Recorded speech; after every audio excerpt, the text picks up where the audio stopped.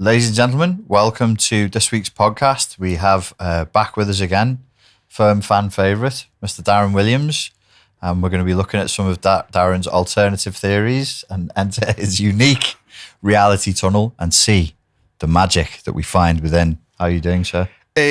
Ups and downs, highly emotional, with the news that some of our audience might not know, that New York City has been given a direct threat of thermonuclear destruction. And that has slightly been revealed by the world's media. Yeah. I think that would be the biggest news story of the year. But it seems It's not covered, is it? But it seems that celebrity stuff, other things going on are more important than the actual destruction of a city that we've all got an infinity with. Either we've gone to or we've seen it throughout our lives on television. And there's been an official public service announcement from the New York City Council, hasn't there? Yeah, from the emergency department of the Mayor's Office of NYC. And they've even done this easy to understand, unambiguous public service announcement saying what you should do if New York is hit by a thermonuclear strike. Scream and die. There you go. Two-step process. I would put seasoning on myself and then be fried chicken. So at least I go tasty. You'd be tasty to the end, mate. Exactly. Quickly get the seasoning. Yeah, get the thyme and the black pepper and do all of that. So Because they've told them to go inside and stay as close to the centre of a building as possible if the bomb drops. Yeah, and go in a basement. And then if you're wearing clothes, you have to like bin bag them and shower immediately. Yeah. As if like the water system will be somehow safe from a strike. Yeah, and they said wait for updates from media sources. I'm like, if there was a thermonuclear strike, what would you be listening to these media updates on? Yeah, it'd just be what would seems a bit it's a weird, like, whenever there's the threat of nuclear war, there's this weird combination of pessimism and optimism. Because I'm like, well, has a nuclear bomb gone off or not? Like, if it has, you're pretty much dead. If it was far enough away that it didn't kill you, I mean, maybe some things would still be working. I don't know exactly how it works, but I'd imagine it would be pretty widespread destruction. Yeah, so what we're going to do, audience, that's just a little teaser to keep you here with us for this rather long conversation, because some of you out there might not believe me, but I have the evidence. So the whole reason for this, a lot of people tell me, is why is the world in the mess that it is? You and me, we've both gone, you're more of a traveller than me, but we've both gone to places all over the world and we've met people. And I would say, as a generalisation, people are just people.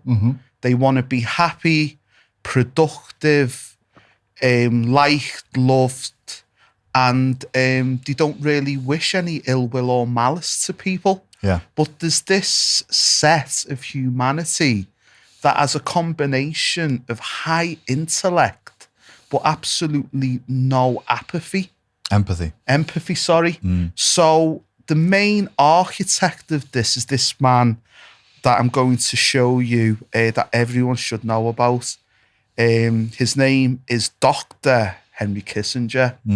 And Kissinger was the architect of a geopolitical ideology called realpolitik. And what that is that morals do not come into play. If a country has natural resources, you are to get them resources and have no care about how they treat the citizenship. Or if you want that country as a strategic partner against the Russians, who were formerly the Soviet Union, you have to make a deal with them. Yeah. And that is what it's about. And that is the way the world is. So Dr. Kissinger's influence has seeped through all the major Western nations. And it has led to misery, in my belief, and exploitation, and sadly death of potentially millions of people. This is a particular way of doing politics that he founded, is it? Yeah, it's based in his time being an undergraduate.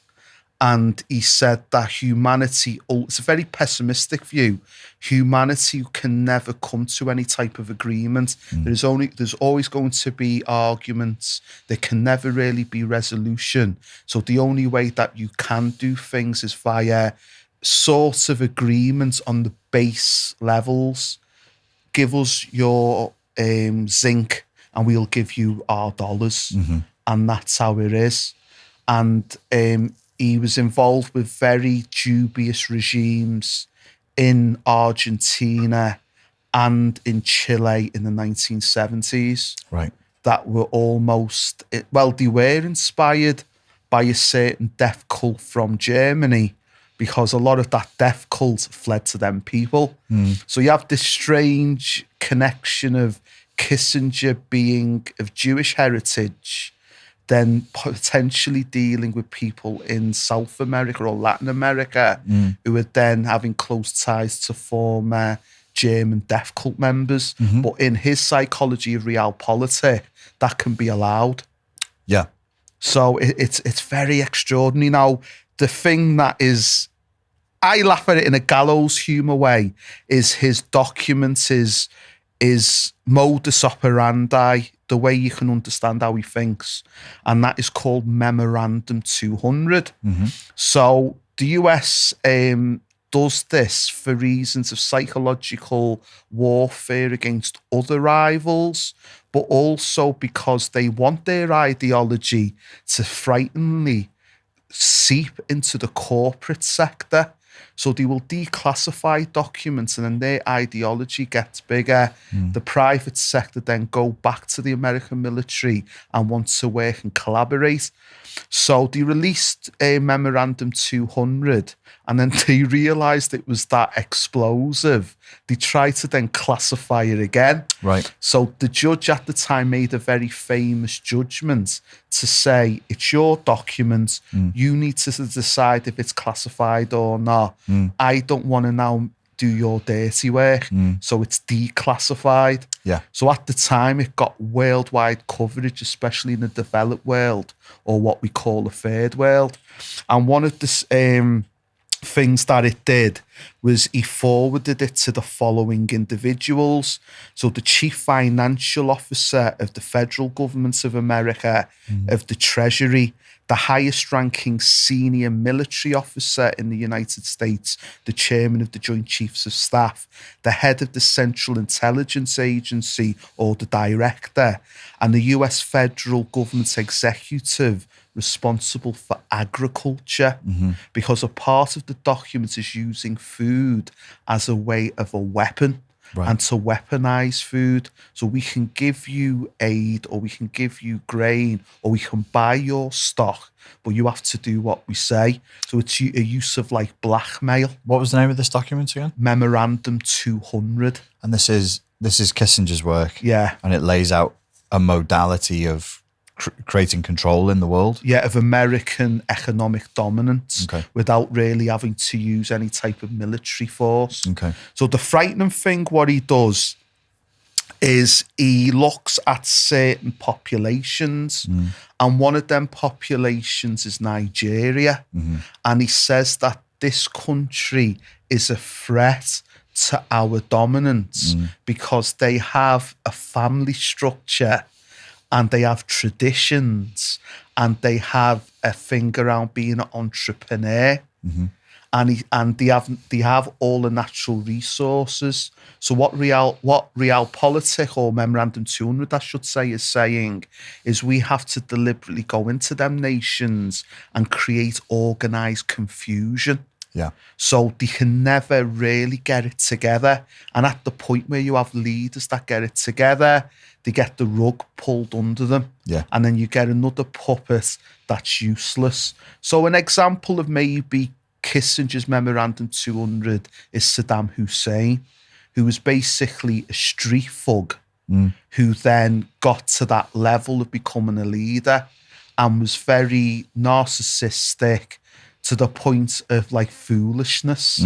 where you would say to him, don't do this because it will actually hurt you. But because he's being told what to do, his ego is then saying, no, I will do the exact opposite. Right. And then when it goes wrong, he then looks to blame other people. Yep. So that's the type of leader that Kissinger wanted. So what it says is, whatever may be done to guard against interruptions of supply, the US economy will require large and increasing amounts of minerals from abroad, especially from less developed countries. Population policy becomes relevant to resource supplies and to the economic interests of America. So one of the other things within it, he realises, if a country has a certain amount of population and it grows and grows, its geopolitical demands will increase because it will now need to get resources from other places. And then that will then disturb America's chain supply. So Kissinger even goes into how to control population growth. Right. So it's a very detailed and extensive and chilling documents, and the countries that he mentions that are direct threats to America and American economic development in terms of GDP are Egypt, Ethiopia, Nigeria, Brazil, Colombia, Mexico, Bangladesh, India, Pakistan, Indonesia, the Philippines, Thailand, and Turkey. And one of the strange things about this man, Henry Kissinger, he is the only person I know in public that can go to the headquarters of the Chinese Communist Party, known as Zhongnanhai. Then he can go to the Kremlin. Then he can see the Pope. Then he can go to Buckingham Palace, and then he can end it going to the White House. He's the only person I know in the world that has this unique ability. Yeah. So there's something about him that I guess the realpolitik does work, because he isn't blinded by patriotism. He sees things in a blunt way, but at the same time, his ideology is liked and respected by all the leaders. Yeah. So it's quite, in a way, it's good that he's there in that role as potential peacemaker, especially now, even though he's near 100, he's still seen as this like person you go to. I would say personally, like if I've had psychopaths in my life, they are a good source of insight, because they're not held back by conscience. They're not held back by the vagaries of morality or moral restrictions. And they'll look at something, they'll just go, well, that's the job that needs doing. This is how you do it. And you go, what about the suffering? Well, the suffering it's not relevant to them. They don't process the suffering side. So it's almost like if you were doing a computer program and you just got back the data. Exactly. Yeah, with no emotion. So I could see him having status. Anybody who has that ability would have status, because even if secretly, like me and you would go, fucking hell, let's get Henry in. He's mad, isn't he? Yeah, he's fucking mad. We're not going to do anything he says. No, of course not. He's a fucking psycho. But you'd still want to know what that psycho had to say about anything. You mentioned the Jewish thing. There is Sam Vaknin, Professor Sam Vaknin, who I speak to, who is Jewish. He's Jewish Israeli. I have my mega find.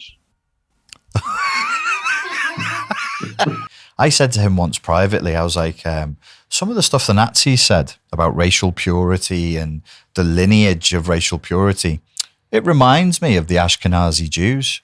I was a bit drunk and I thought, well, we'll have a controversial conversation. And Sam said, no, absolutely. There are Jews who've leveled that accusation against the Nazis. There's even a famous novel that was, it was banned for a while. Unfortunately, I can't remember the name. I'll look it up and put it in the description, where a guy describes, I think they find Hitler in Argentina and they have to transport him back to Israel to be put on trial, which did happen, not with Hitler, but with other generals. And Eichmann, I believe it happened to. He got back to Israel. During that pilgrimage, they call it the pilgrimage, he tells them, where do you think I got my ideology from? It's from because the Ashkenazi Jews have this idea of the purity of the bloodlines. Well, it's in the Talmud. The Talmud says there are various books of the Jewish faith, and there's the Torah, the Zohar, and the Kabbalah, or the Talmud possibly. And in one of the books, it says that if you pass a Gentile grave, you were to spit at it and curse at it. Really? I've not heard that. So there's things in all religions, there's things within Hinduism, there's things within Christianity that talks about Noah's son, who disrespected him, saw him once drunk and naked, and got all the siblings to look and laugh at him. Right. And then God cursed that child known as Ham, Yeah. I believe. And then it said something to the effect that your descendants will be slaves of the others. Yeah. And that apparently influenced the slave trade and Yes, whatever. I've heard that, yeah. So a lot of religions have this thing about we will be in control of It's like you. a caste system. Yeah, and stuff like that, yeah. And then there's a debate within Judaism. It's known in America as the Sammy Davis conundrum, where Sammy Davis Jr., a famous member of the Rat Pack with Frank Sinatra, he converted to Judaism, and a lot of Jewish people within America were offended because it comes through the line of your mother. Yeah. And they said you just can't convert to Judaism. Yeah. But some people of that faith believe you can. Yes. And then Donald Trump's daughter, Ivanka, she is converted to Judaism. Okay. So there is like a debate within that, but it divides that community. And for some Jews, if you're a Jewish convert, this is what Sam Vaknin told, who is Jewish, he is Israeli. He told me that, yes, you've converted, but for some Jews, they'd be like, they have a special designation for you. Yeah. And you'll only be a Jew after 5 generations. Your children's children, they will be Jewish, but you are this. You're not a Gentile, but you're not a fully fledged. Yeah. You're not considered as Jewish. We've said all that. Now, how are we not going to be accused of being anti-Semitic? Well, you can't be.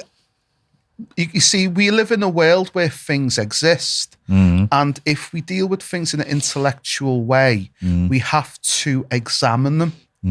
And there is something known as that faith. There is a course of academia known as theology, and that is obviously looked into. So it isn't like it is this very dark secret that we have uncovered from a community that we shouldn't have really known about. I've pulled this off a white supremacy forum. Yeah.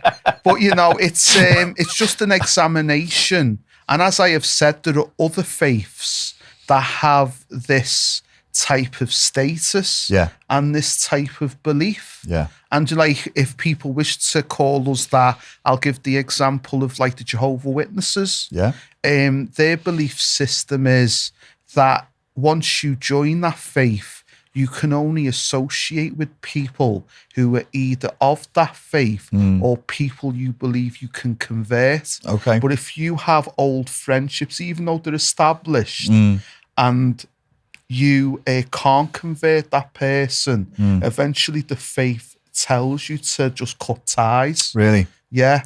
So, so that type of separation, superiority, us against the world, it happens in a lot of faiths. And it could be maybe evolutionarily, maybe it has like a positive driver to it. Like, we want our tribe to do well. Yeah. And we can't have the best of our tribe just going off and giving the best of what they've got to other tribes.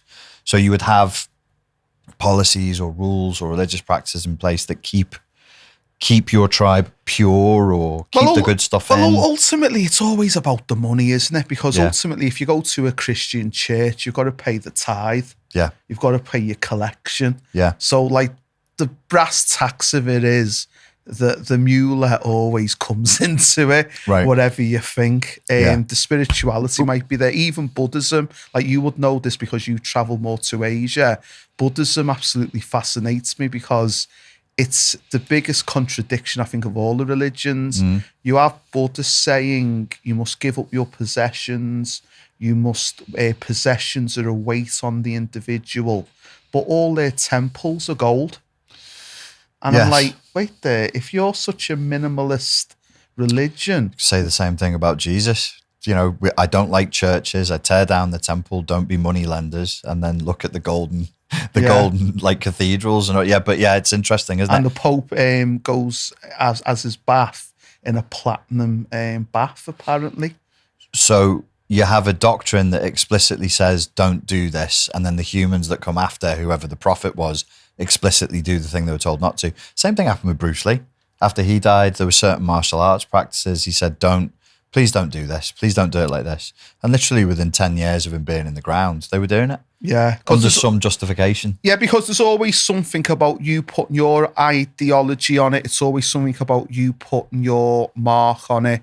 The other thing that I really like is in the Bible, it says, and Islam's good with this, do not do craven images.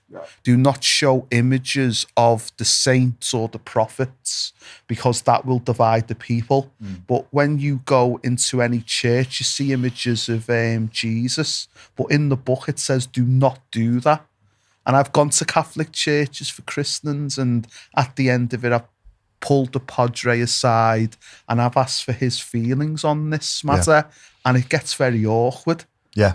Because they're full of imagery. Yeah, and I'm some of the imagery is kind of sexual, I think. Well, the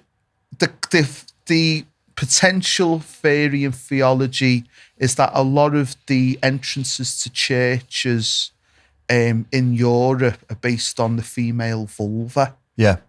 And stuff. So you're talking this shape at the top of the entrances. Yeah. Yeah, like just on the ground level. Yeah. It's very much in that shape. Yeah. So there's a lot of interesting things within that religion and contradictions, what it says. One of my favourite contradictions with Christianity is that a woman cannot lead the church. But then later on in the book, it says like a woman is equal to a man if she believes in the New Testament. Mm-hmm.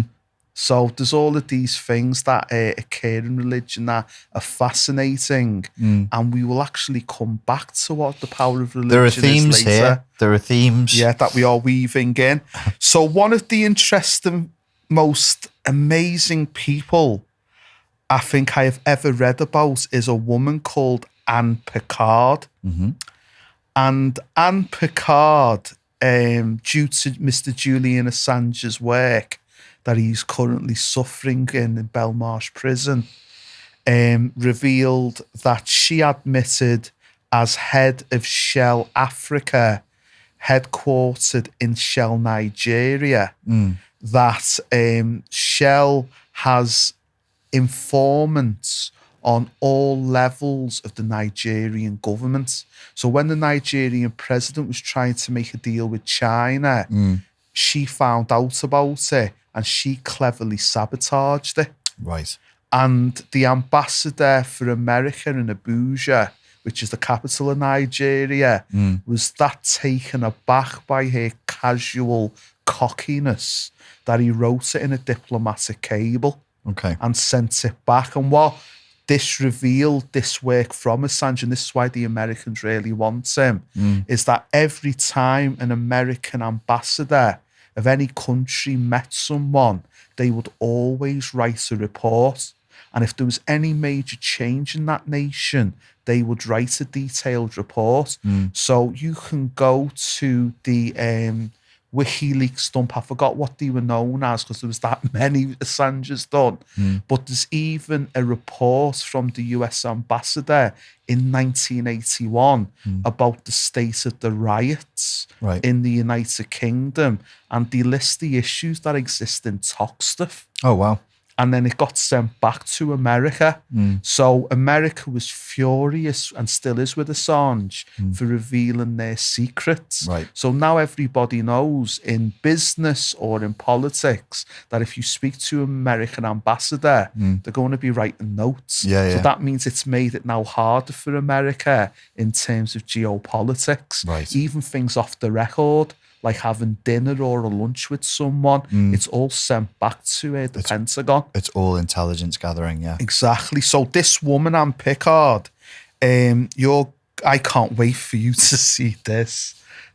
This is, I think, the moment where Richard just is flabbergasted.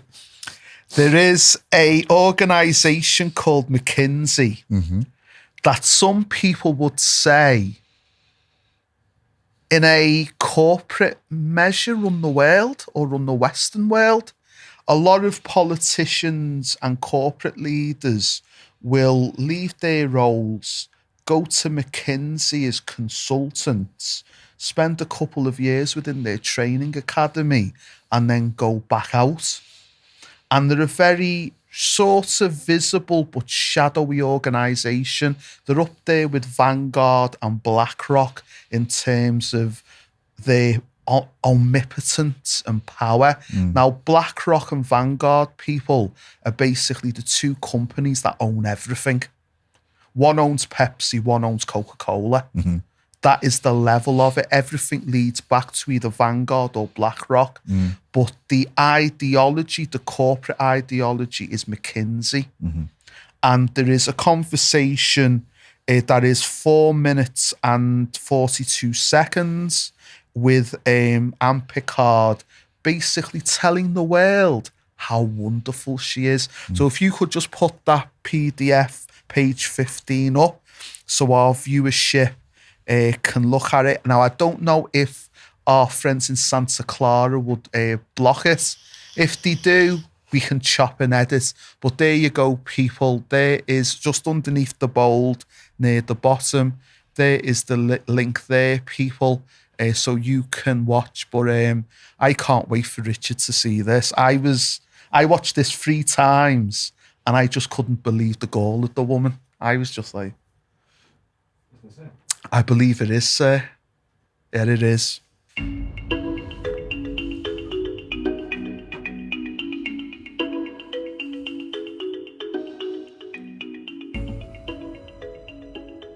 I believe in pushing leadership all the way down so that every single person is a leader and making choices and holding them accountable and responsible for those choices and for the delivery of the performance. When I got to Nigeria after some time, I realized we actually had a second-class group of citizens in Shell.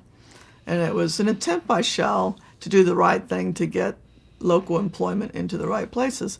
But these were people who didn't have the education or the background necessarily to meet Shell's traditional hiring standards. But what you ended up effectively with was with a second class of citizenship in Shell. And once I figured that out, to me it wasn't the right thing to do. So how do we go about changing it? And this was a large group of people. What it came clear to me is that we needed to make some of these people full-time, real Shell employees. And we went through a long process of talking to people, involving people in the decisions, and testing people, and not lowering Shell standards, but broadening Shell standards so that if you were really competent at your job, you should be a Shell employee. If you were not, you should not be. And out of that, we ended up with about 400 new Shell employees and a lot more that didn't become Shell employees and who were let go. I never had a single complaint from the people that we let go. And on the other hand, to this day, there's not a week that doesn't go by that I don't get an email from somebody saying, you changed my life. And those people to today, 5 years later, are still talking about this, and their loyalty in doing the right thing for Shell is just stronger than ever. I mean, to me, that's empowered leadership down there.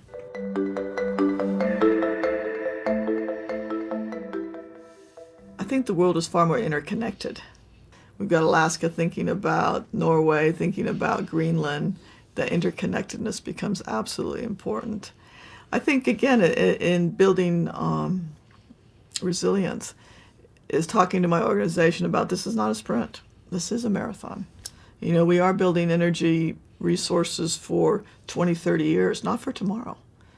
So we've got to think about this as the long term, not as the short term, getting that mindset and things. There may be a lot of data coming at you today, a lot of things happening real fast, but we need to go slow and steady for the future here. We did a rather forensic look back, as you can imagine, on what happened in 2012.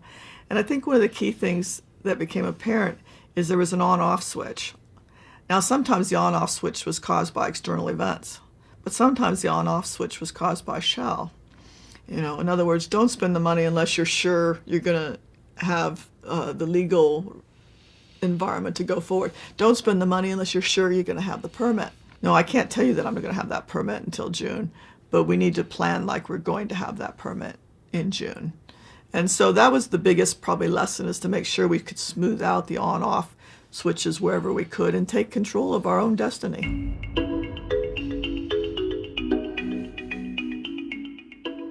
When I think about the big things that have had an impact on me in my life, people will be surprised that it's not necessarily actual business things sometimes. Sitting there in Australia in the Great Sandy Desert with the Aboriginals, and Shell was sponsoring a program of taking some of their old legends and marrying it up with modern science and listening to their stories and trying to understand why now their lake, which was traditionally dry 10 months a year but always had water, at least some of the time, no longer had water.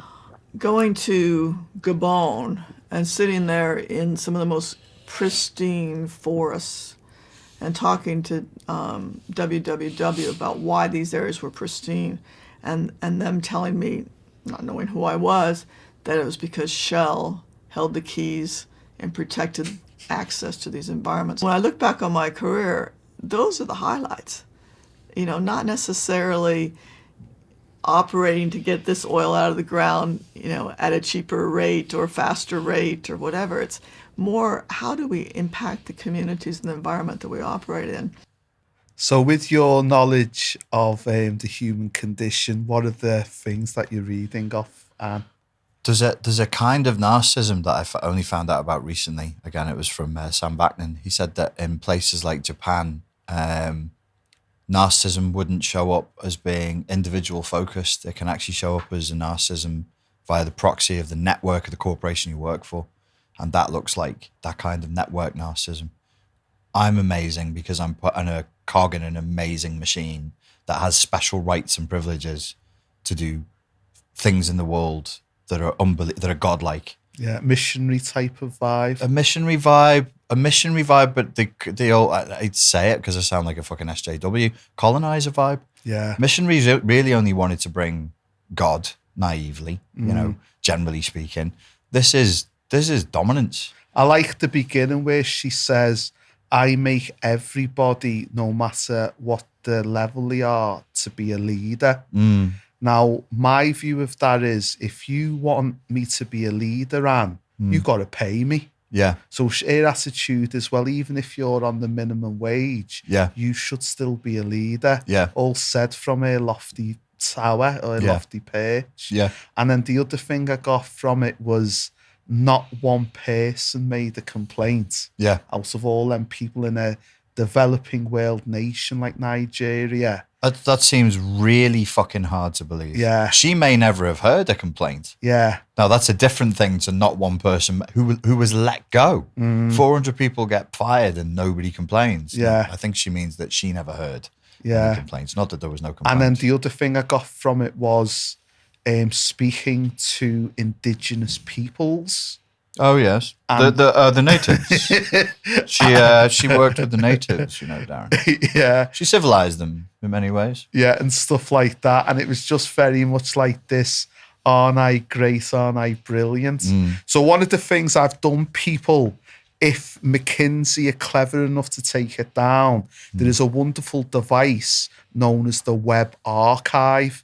And what you can do, that's the bottom of page 15. For those of you that don't know this, you can get any web page and basically make it that it's there forever, even if the original host should delete it. Yeah. So if that is on the bottom of page 15, and that is the Web Archive address, so you can see and know more. Even if they get the electric eraser out. Exactly. It's still there. It's always there. Anne's glory will always be the there. wonder of the prophet Anne. Yeah, for us to worship how brilliant she is. So if those clever people at McKinsey Towers wish to get rid of it, I've actually beaten them. It's one for the little guy, Richard. It is.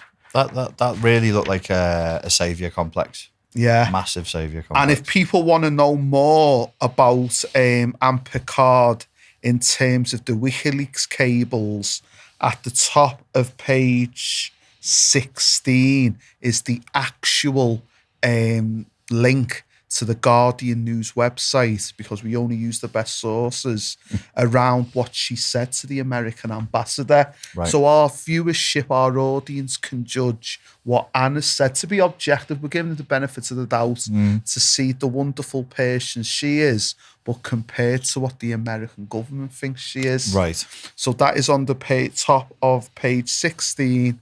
And there you go, people. That is the link.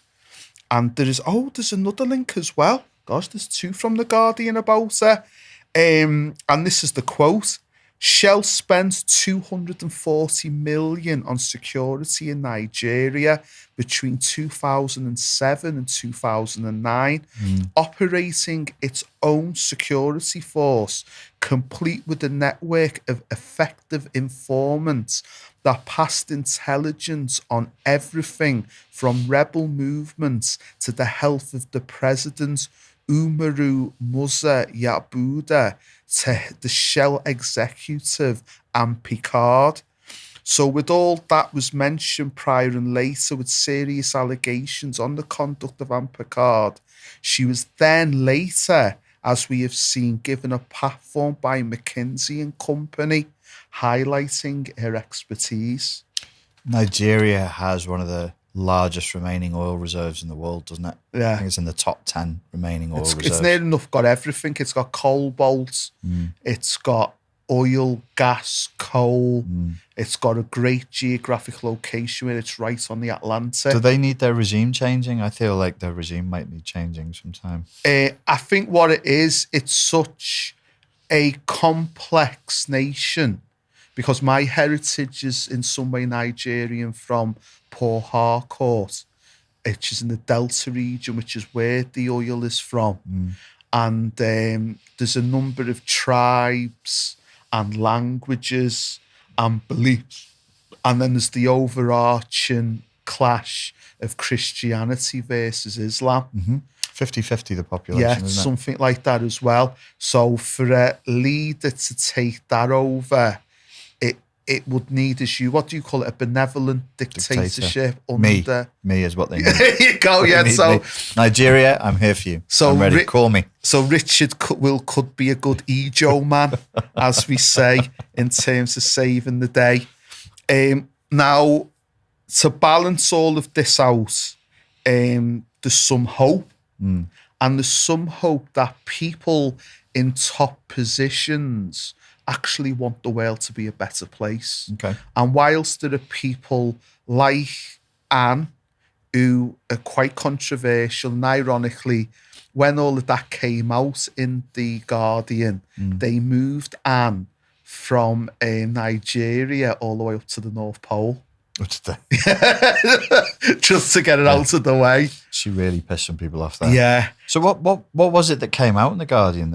Well, if we go to the link on the top of page 16, we will see the leaks and why Mr. Assange, sadly, is rotting in Belmarsh prison. Yeah, that's the one. So this is a summary of what is in the actual... Oh, I see. US Embassy cables revealed top executive claims that the company knows everything about key decisions in government ministries. So she was bragging. Yeah, she said when the ambassador said, well, aren't you worried about the Chinese coming into Nigeria with the oil? And she says, I know things before he even does. Right. And like a Bond villain. Yeah. So that's what it is. So there you go, people. There's some lovely reading for you in terms of who Miss Pickard is.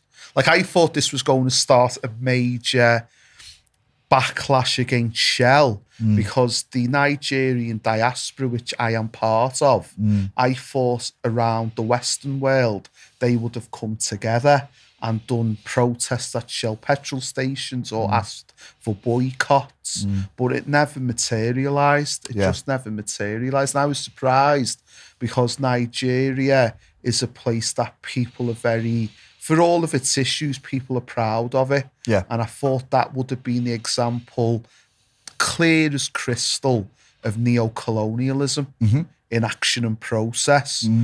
But it wasn't. So then there's the other article on that page that informs the reader about Miss Pickard's transfer to the Arctic. And I love this photo because people think power is a muscle man in a Hugo Boss tracksuit, especially in this city, or in an Italian designer suit. Real power looks like that. Real power looks like somebody's eccentric grandmother. Yeah. Yeah. You know, that is real power. Like, I love that photo because the woman next to it in grey looks totally disheveled and withdrawn, and even the colour grey suits that woman. But Anne looks like she's deliberately wearing something that is rather outlandish. Maybe that is a personality. Maybe she's a big country and western freak, and she just loves, you know, the Willie Nelson and stuff, and the Johnny Cash and the Dolly Parton. But it's just very interesting that that person at one time that you are looking at was one of the most powerful people in the world, if not maybe the most powerful person in Africa. Yeah. So that shows, and we don't know these people. These people aren't bigged up for a reason. Yeah.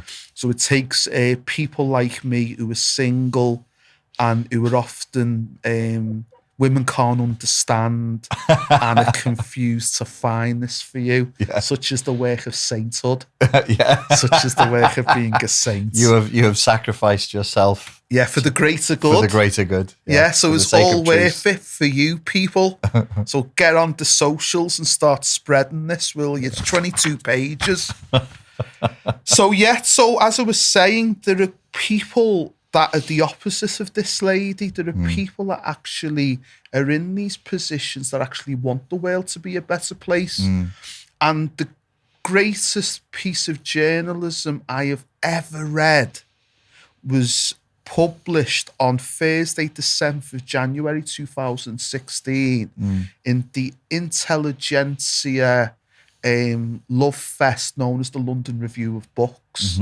And this is it says on the tin it's a review of books, but it's also a review of society, culture, the human condition.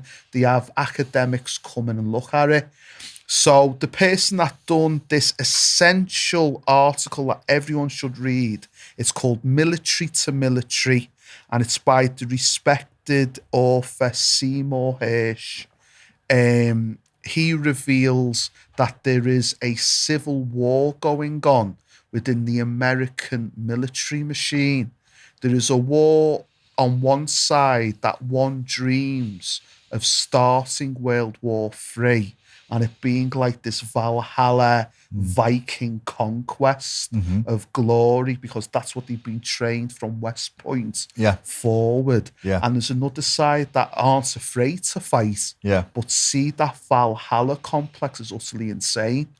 So what the sane side tried to do is these are high-level generals, these could be five-star generals on both sides.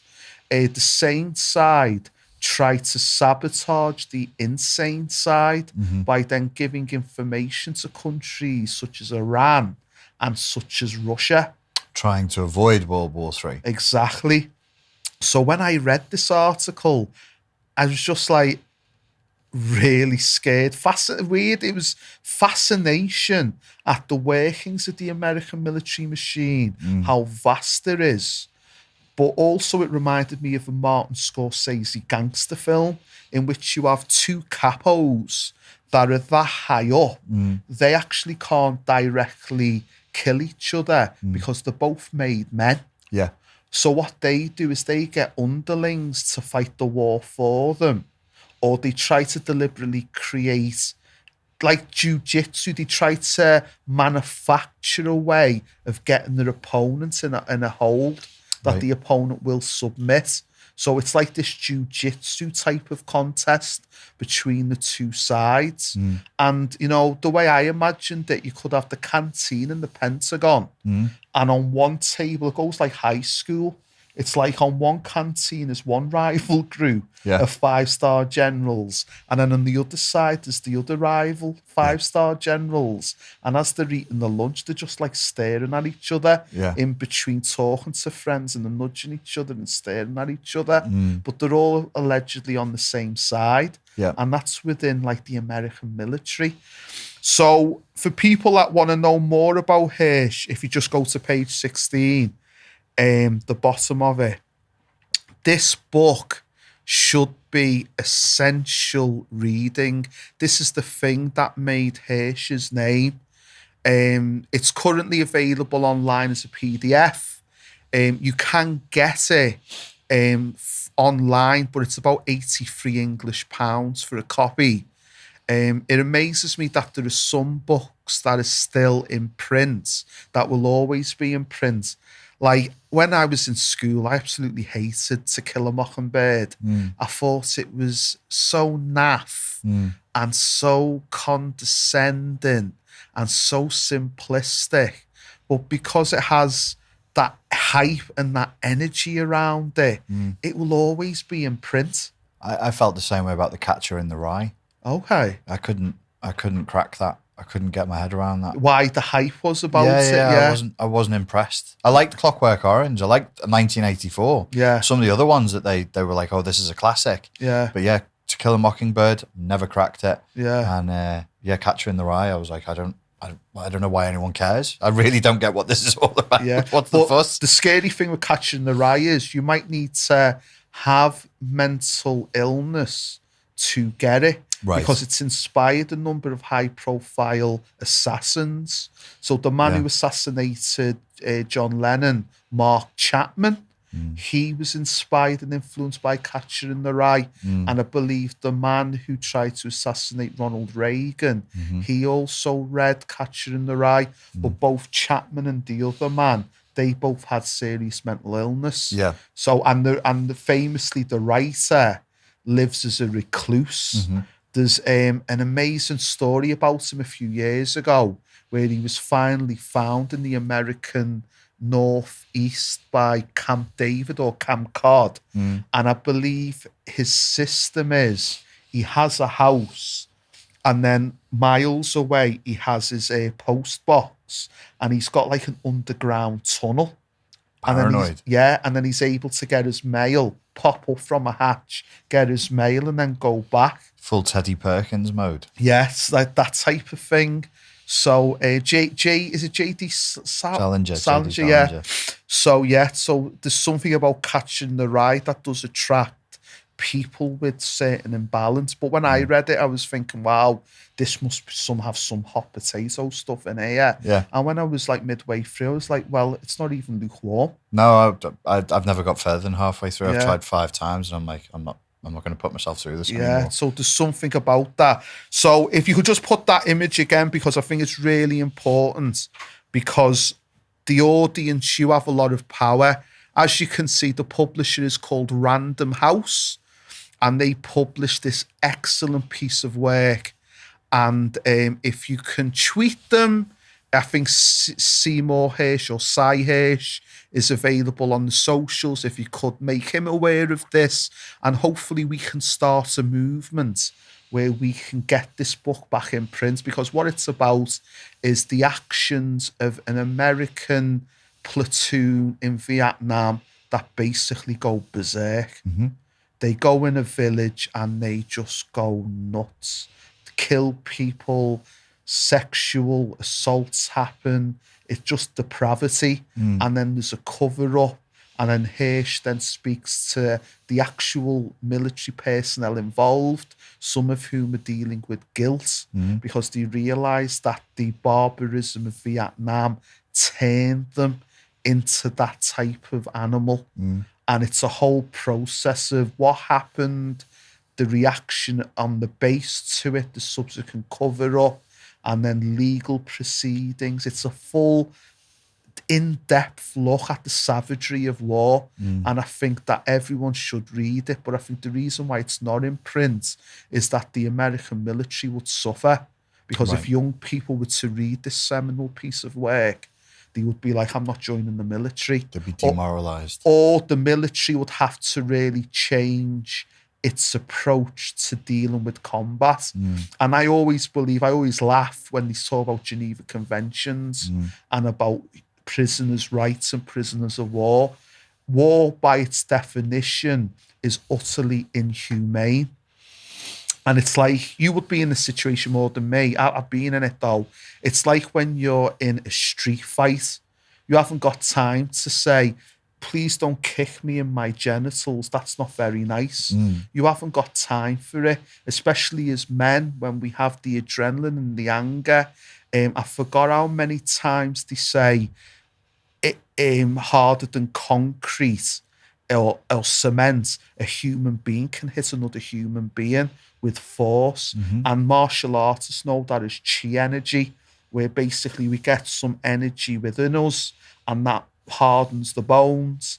And modern science can't explain why prize fighters, especially middleweights upwards, aren't more dead, because these are people who are at the elite of their sport, who have trained to that intense physicality, who are knocking hell out of each other for 12 3-minute rounds.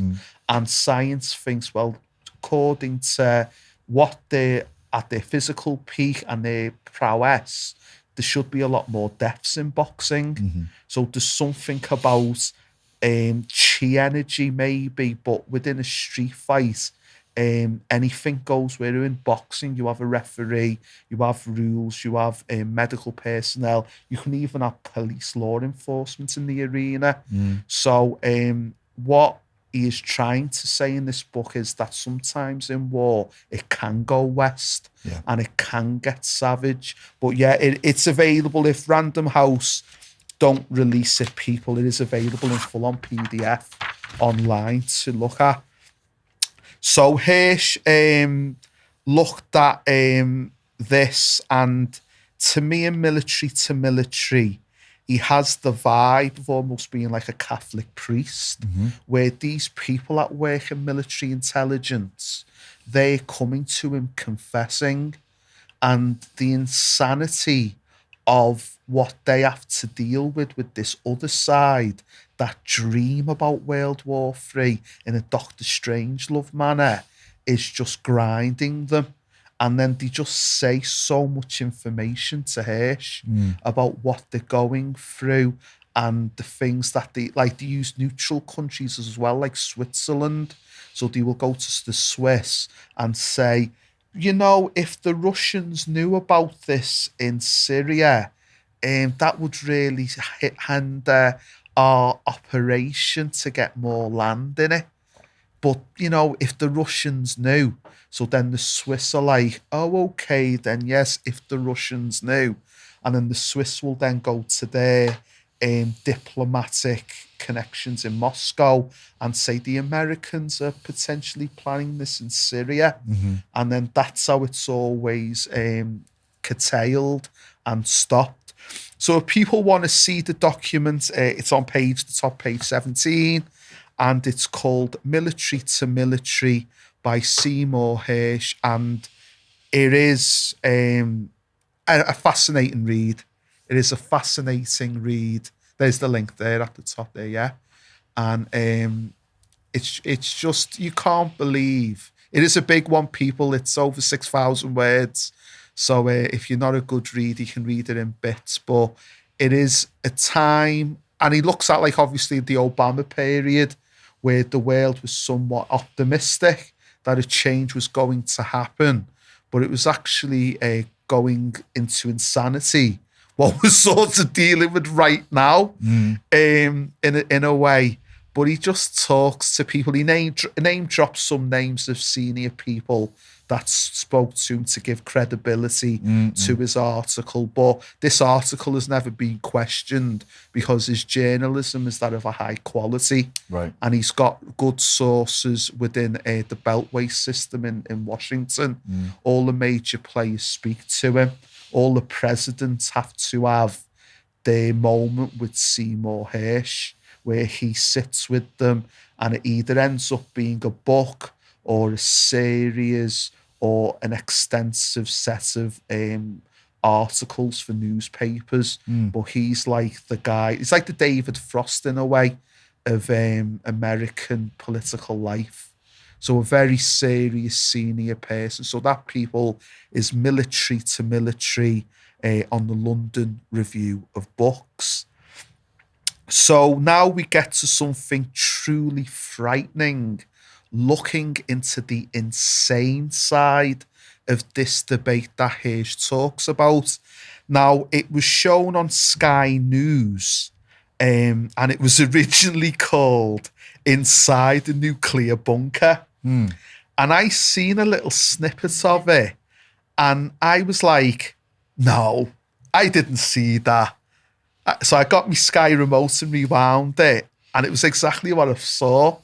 And I was like, why the heck would that art be in a nuclear bunker? And then I came to the decision. So this is a year after Seymour Hersh's 2016 Military to Military, and it's an exclusive look at where America keeps its nuclear weapons in, I believe, North Dakota, in America near the Canadian border. And it's only 3 minutes 38. And it's originally titled Inside a Nuclear Bunker. So get your popcorn out, people, and enjoy this one. On the Great Plains, just east of the Rocky Mountains, lies one of America's most closely guarded secrets. Scattered along an unremarkable road, the US keeps some of its most powerful weapons. We've been granted rare access to the front line of the nation's nuclear deterrence, to step inside a bunker that has the capability to launch nuclear war. I'll be your escort official during your visit to the missile alert facility. Do you understand your responsibilities while under escort in the restricted? I do. Okay. Behind these gates in Nebraska, airmen and women hold the world's fate in their fingertips. If we have a rapidly emerging crisis that requires the use of ICBMs, we can respond to the president's direction in minutes. The country now has 400 ICBMs, or intercontinental ballistic missiles. Each is much more powerful than the bomb dropped on Hiroshima. Welcome to Foxtrot. Thank you very much. Security is tight at what feels like the entrance to another universe. We're about to go more than 70 feet underground to the Launch Control Centre, where men and women known as missileers are on alert 24 hours a day.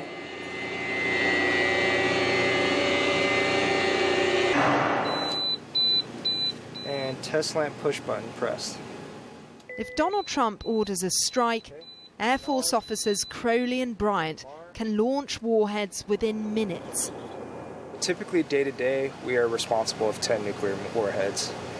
That's enormous and pretty terrifying prospect. Definitely a enormous amount of power, but we take the responsibility seriously to the point where we're always training and we're always innovating. They are rigorously and regularly assessed, taking part in daily drills for an event that will likely never come. I mean, how can you be passionate about sitting underground for 24 hours at a time? It's kind of like camping on an airplane, but you become so invested in the mission and the people that you love what you do. I think that's what surprised me the most. And when the time comes to launch, this command center was built in the 1960s, but the threat is evolving. A missile from F.E. Warren was recently test launched from Vandenberg Air Force Base in California. Back at base, Colonel Matthew Dillow insists it's not a knee-jerk response to provocations from North Korea. This isn't saber-rattling by the United States. This is a very deliberate number of operational tests that we do that are pre-planned and scheduled over the course of the year. But will the new commander-in-chief take a new tack? What I've seen through several administrations is that no matter what political affiliation the president has, when they see sort of the underlying security conundrum that they're faced with, they may argue about what the posture is and what the force structure mix is and how much investment to have in that. But they all reach the same underlying conclusion, is that the nuclear deterrent force is absolutely critical to national security. The colonel described this as a Rolls-Royce that's had a lot of mileage. America's foes know where it's parked, but it's still seen as something they can't afford to close the door on. Cordelia Lynch, Sky News, Nebraska. Sorry, that was Nebraska. Where did you say it was? I said it was North Dakota. Oh, so I okay. do get it wrong, people. Now, what did you think got my attention in that short little clip? I don't know. Could you please, my good sir, go on Google and type Children Hospital murals, please? And I will explain my high-end speculation. And to those people that are watching from the intelligence services, again, I do not have to do a Julian Assange. You present the information and it's there. Mm-hmm. Maybe you should have done better editing on that Sky News report. But there is something rather frightening that I will present. So in that news report about a nuclear bunker, we see characters from video games on the wall, Mario and also Wario. And I believe we also see a little bit of Cinderella from the Disney films. Mm-hmm.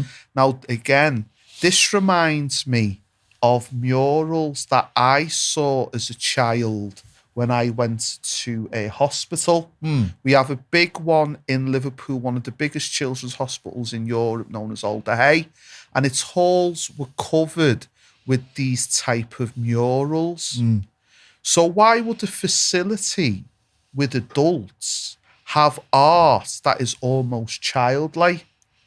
Well, I will elaborate, and it's not very nice.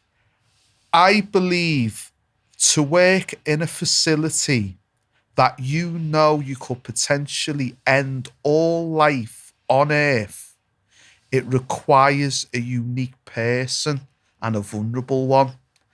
And it is possible, due to the resources and the manner of I've explained in this conversation and previous ones with Richard, that the United States government could actively take orphan children from homes, use a psychological method where the state becomes the parent, and have these people grow up in these facilities, and they would have the emotional disconnection, vulnerability and loyalty to go through with an order, knowing it would end all life on the planet. That can be the only reason why in a facility with adults you are seeing Super Mario on the wall, you are seeing Wario on the wall, and you are seeing Cinderella on the wall. Interesting. And that perfectly connects with what we're seeing here as a Google image of mural artwork in children's hospitals. So that when I seen that report, I was like, why the hell is Mario in a nuclear bunker? It doesn't make sense, does it? You know what the other thing makes sense? The game of Mario is what? It's tubes. Oh, yeah. It's underground. You go in a tube. Right. You come out of a tube. Yeah. So that is the psychology you are now. If you have a young person that grows up to be that role, you can now say Mario's just like you. Right. Because you're living underground and you go up and you're a good guy. Right. And then the other interesting symbolism was a patch on one of the people, which was a Native American with a thunderbolt. Oh, yeah. And that was very ironic that they have decimated those people and their culture, their religion, the spirituality in their land, but they still then take them for their own reasons. Yeah. And it's almost insulting and arrogant to then take them people that they destroyed and to have them as that, a very spiritual people who aren't about the destruction of the world, but were about other things. So it shows in action and process what like America is. But as I said, could we just see that Mario one more time? It's so unbelievable. It's just, here it is, people, inside a nuclear bunker, and there you have Super Mario behind her.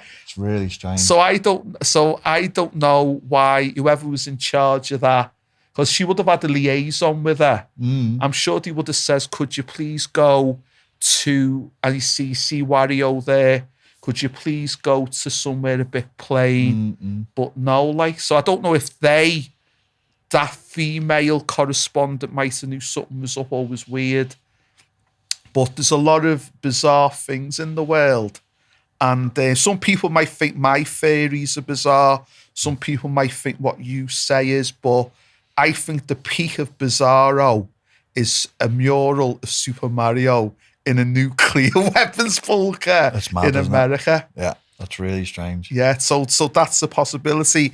And one of the things people might turn around and say is like, why my preoccupation exists with America. Now, what happens in America, which is good for the world, as opposed, I have never been, but like I'm sure you have many times, is that Americans are very open about how their government works to an extent that they will make fiction that will criticize it. Like the old X-Files universe is about Fox Mulder believing that his superiors are actually sinister and wrong, and he's trying to prevent that. Sort of what like Seymour Hersh is saying is happening in real life.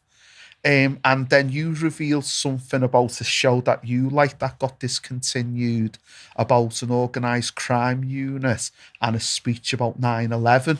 So there's something about America in which they sort of reveal things.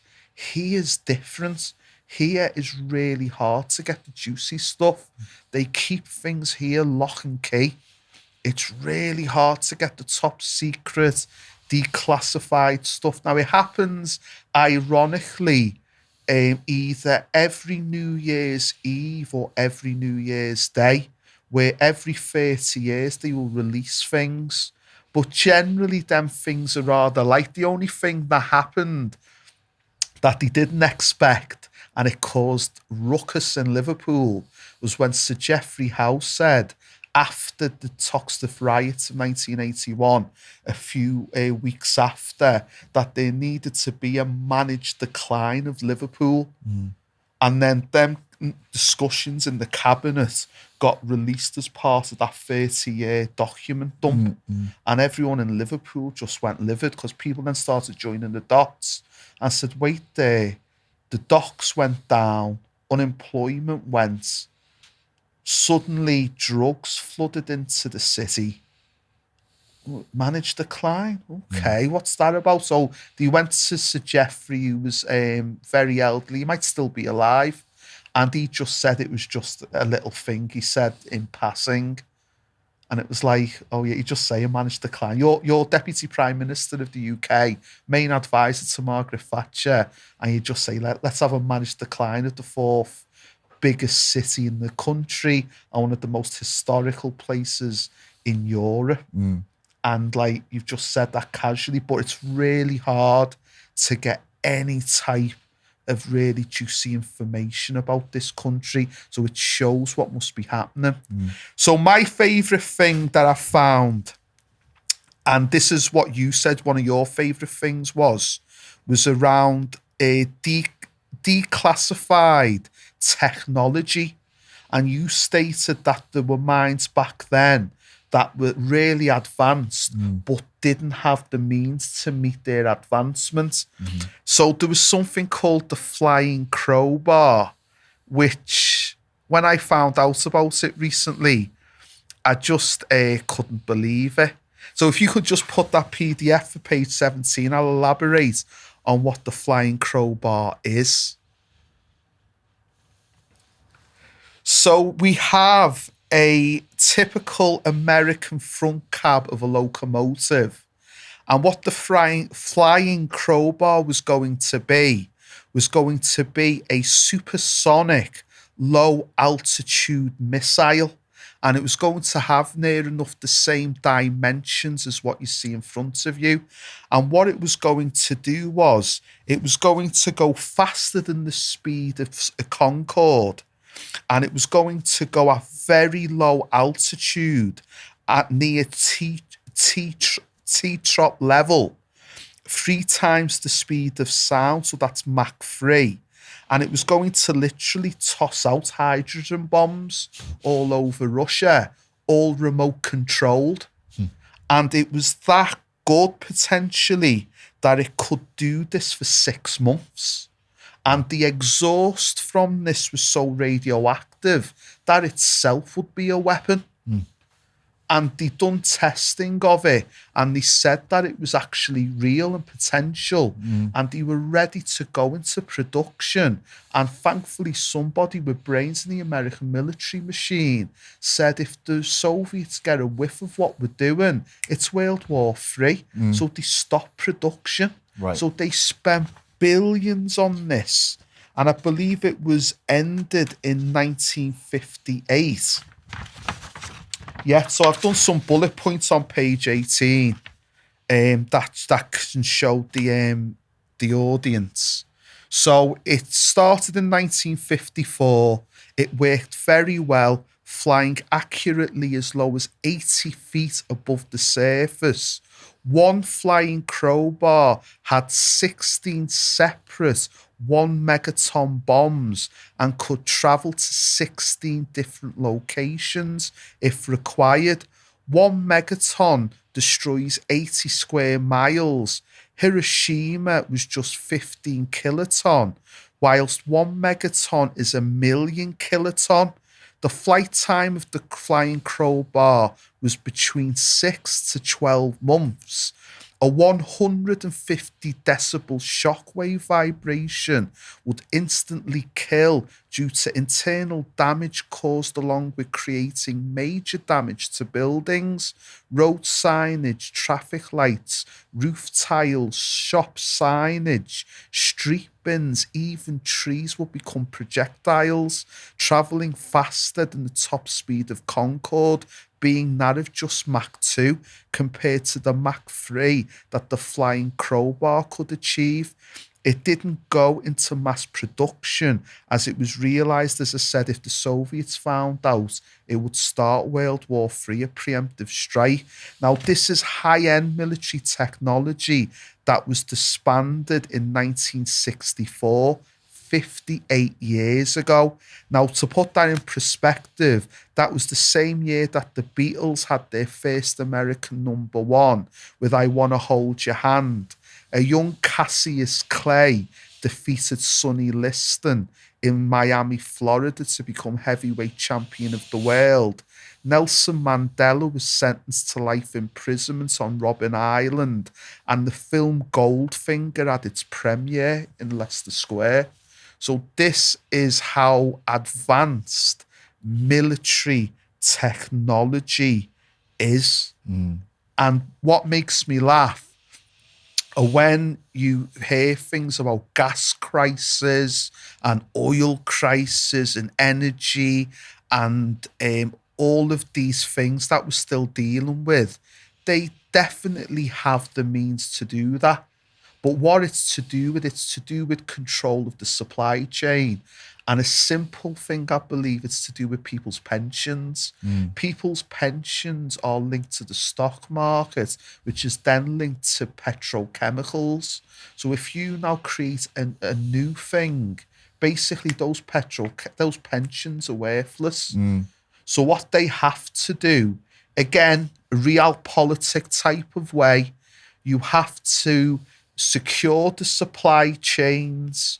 Anybody independently comes with the idea, you have to either pay them off or eliminate them. And at the right time, you bring in the new thing. So you almost have to scuttle the old system deliberately, have the public in a bit of a panic, and then suddenly say, oh, we've got the new thing. It's called cryptocurrency. So that's what could be happening right now in terms of an example. But as I said, when I found out about what this was, the sheer size of it and the sheer destruction. And we're not even talking somebody flying it. This was done on some sort of GPS system, maybe involving satellites at the time, like radio waves, but they could go to 16 different locations and fly independently for 6 months.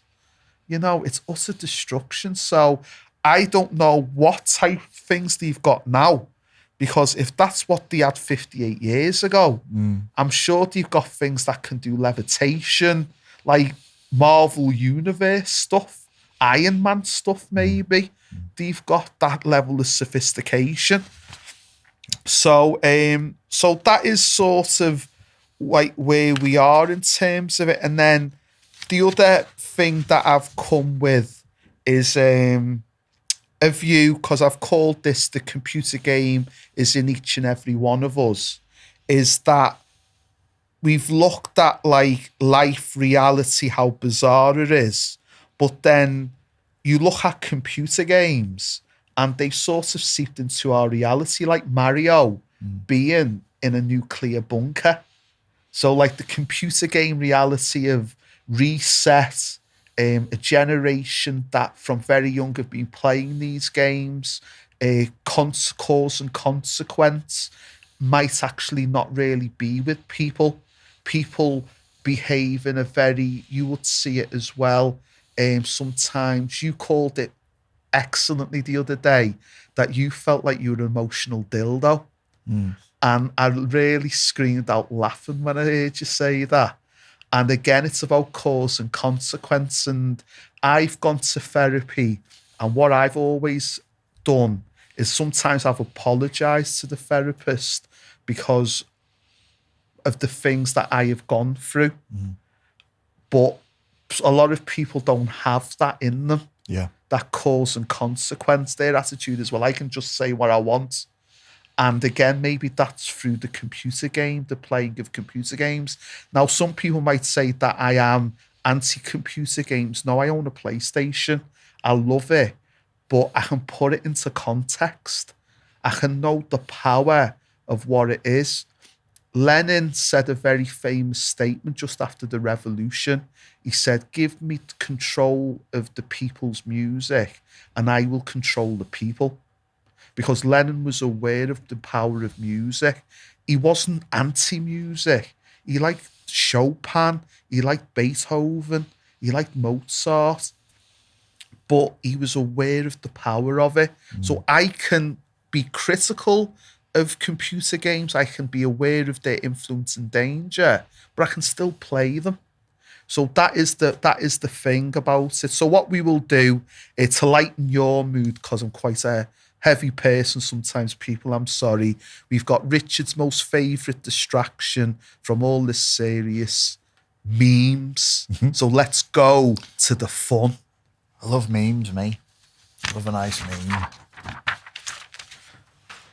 So this just sums up, people, where we are at the moment in our existence.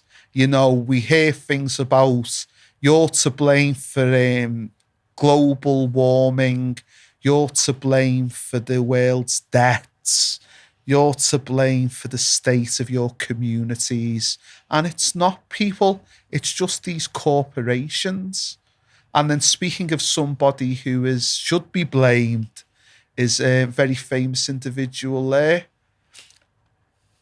which is a confused face of Mr. Bean, looking at what Prince Andrew supposedly is trying to make everyone believe. If you could go to the first one, just to focus on that. I just got that. That was during the economic crisis of 2010. And in the geeky way that I do, I just saved it. This is a 2010 meme, is it? Yeah, about the economic crash and about how the government was saying that we needed to go through austerity for the mistakes of cowboys in the city of London and in Wall Street. Yeah. And it's all our fault. But you can say environmental changes that, because what they're going to do is, sorry to say this, Richard, because I know you love travelling, is what they're going to do is they're going to come with a tax around carbon footprints in the near future. So if you work hard and you want to see places of the world, well, you're going to have to pay a tax on top of paying a tax for the flight and tax for your business and tax for where you live. Now you're going to have a tax for carbon footprint. So eventually holidays might be for, say if someone was born today, unfortunately, birth is a lovely thing, but the world, it seems, might not be. But they could be the people of change. Yeah. So there is always hope. But in their future, they might be charged with like, you've gone here, you've gone there, that's and that. Now, for someone wealthy, they can afford that. But for somebody who's just trying to make something of their life, it's going to be difficult. So that's what that is. And then the next meme, as we've seen, is just Prince and someone doing a lovely mock of Prince Andrew and his situation in terms of he tried to play a Jedi or a Sith mind trick, I should say, people on the entire world. And that was the face of everybody in the entire world when he paid Virginia Gouffre Roberts £12 million, I believe. And the majority of that was from Mummy. And then where does Mummy get her money from? Right. There you go. And then the next one is a football one. And this is for the man behind the scenes who you can't see people because, like me, he is a passionate Liverpool fan. And this sums up they used to call it the Theatre of Dreams. Now I like to call it the Circus of Clowns, which is Old Trafford, Man United. And as you can see, there's a man here deep in thought after another defeat by the mighty Man United by somebody they should have beat at Old Trafford. And he's thinking, where is it all gone wrong since a certain man retired? And he's going all Pythagoras. He's going really deep in the maths, and he's come with the equation that the solution is Steve Bruce. And this, I think, people could happen in the future because Mr. Ten Hag, yes, he will be better than some, but I think he's seeing the ships going to sink. And he will be off, and that could very well be something in our future. So if I'm right, make me viral on TikTok, people. As I'm saying this in advance, being a prophet that I am. So there you go. There he is doing his little Pythagoras deep maths, and it comes with the wonderful Steve Bruce, the managerial genius. So let's go to the next meme.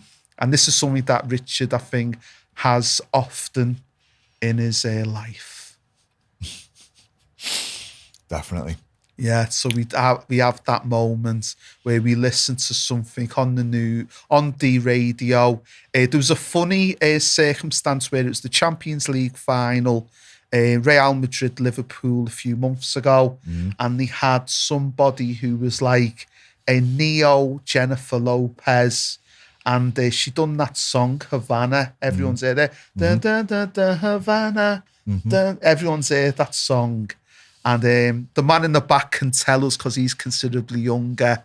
Who is that artist? Do you know? Camille Cabello. There you go. He's the man. That's why he's on this I've show. never heard of that person, Camille Cabello. Yeah, so she was doing the performance, and I like the Havana song, but the rest of the stuff weren't having it. And I just had that realization watching the performance that all music since 2004 really is just being like that. And I have that watery look in my eye as to remembering my youth, to know when things were good. And then let's go, because there's more fun and joy. And this is a great one of our clown minister, I call him. And basically, he went to Rwanda because Rwanda is now our dumping ground for undesirable people who are immigrants. And this is what he said about sub-Saharan Africans in his past. And that people is available on CNN, but there's also a damning indictment of the British Broadcasting Corporation that you can have an American major media news outlet highlight in an easy to understand article the repugnant nature of this man. And this was never highlighted by the main media organisation of this country that is supposedly people metropolitan liberal, or so they would say.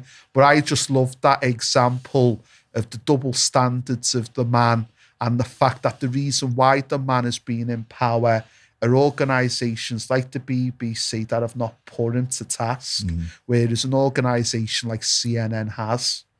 So that, in a way, is an ironic meme. If you could read it, Richard, if you could blow that up, just so people could... You're not going to ask me to say something racist, are you? Well, you can...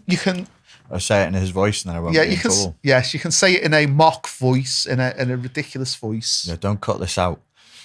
What a relief it must be for Blair to get out of England. It is said that the Queen has come to love the Commonwealth, partly because it supplies her with regular cheering crowds of flag-waving pickaninnies. Fucking hell, Boris. Flag-waving pickaninnies. So, in the last conversation when I talked about basic training, I was using the term jam jar. Now, what happened for decades or maybe a couple of centuries, maybe 120 years, was when you got a certain brand of jam. Marmalade. Or marmalade, Yeah. you would have a pickaninny gollywog type character. It's like a Dave Chappelle skit, this, on the lid of the jam or marmalade. So somebody had one of them in their window on my street when I was growing up. Wow. Because if you got enough marmalade jars, they would send you a gollywog.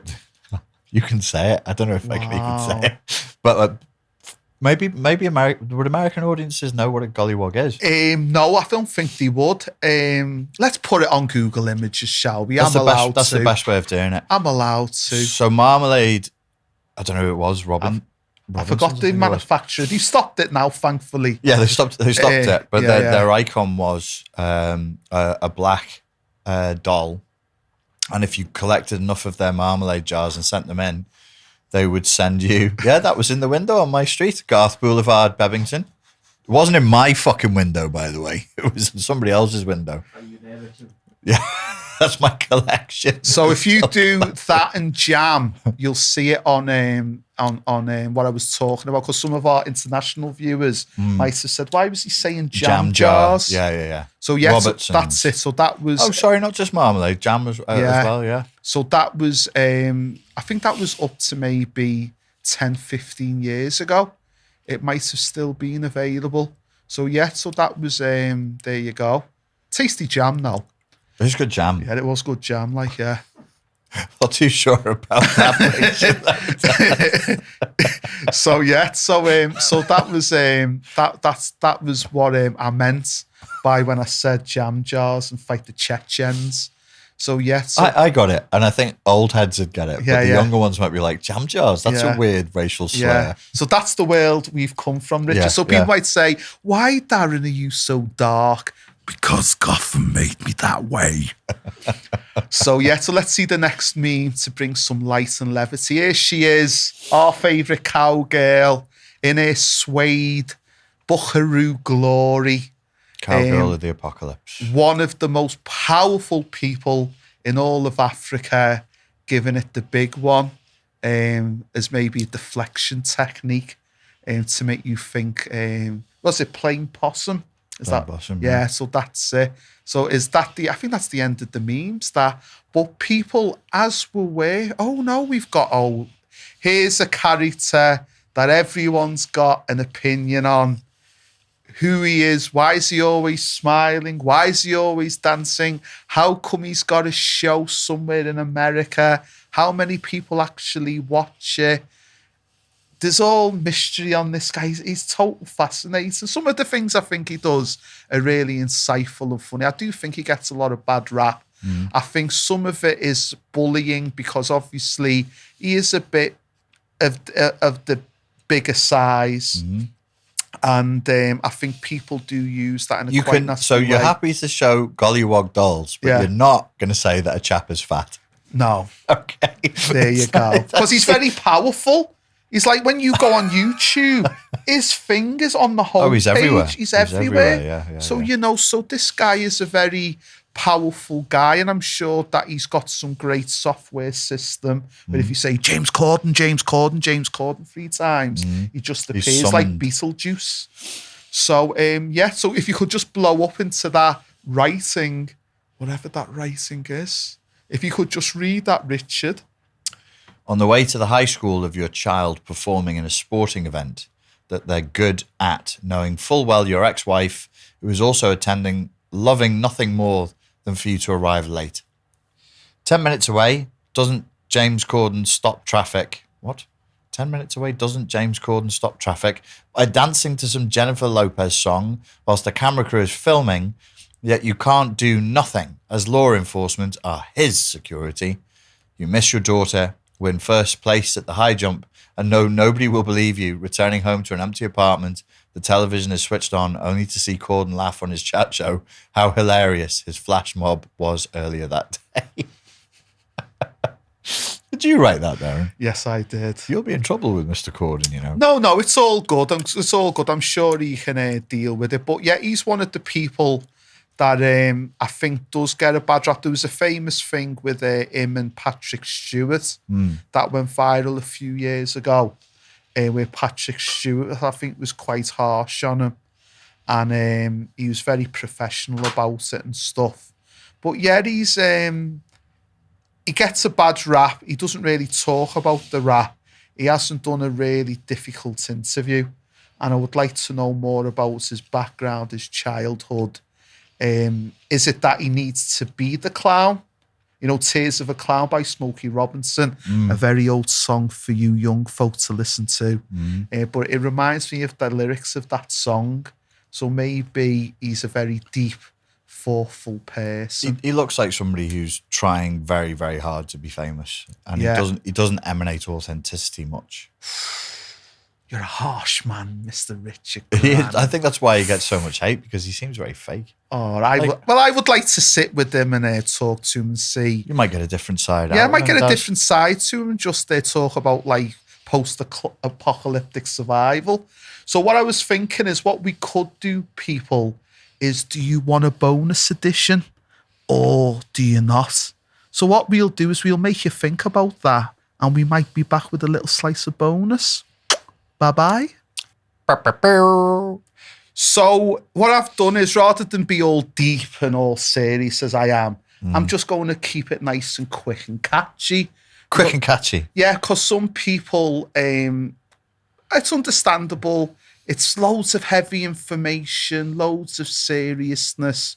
And what this section's about is to give people a little taster on why we currently are where we are regarding the Russians. The Russians. So what we have in front of us is a photo of 2 men. Now, these men were not actually identical twins. They were cousins. Yeah. But they looked so identical. People, when they met, would often believe that they were actually identical twins or brothers. George V of Great Britain and Nicholas II of Russia. So what happened, and this is the thing that I have never really found about, the man in the white is the Russian Tsar.